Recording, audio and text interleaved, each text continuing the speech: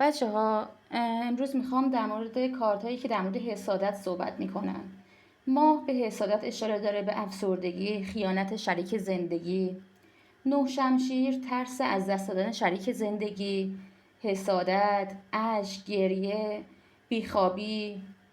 7 شمشیر حسادت داره، بعد اینکه شریک زندگی داره در مورد کیسش اطلاعاتی جمع‌آوری میکنه.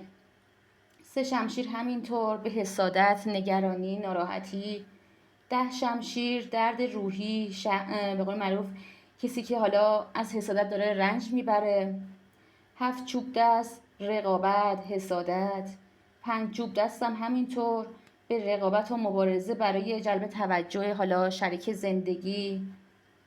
9 چوب دست حسادت خاموش، یعنی شخصی که حالا بروز نمیده درونش ولی داره حسودی میکنه.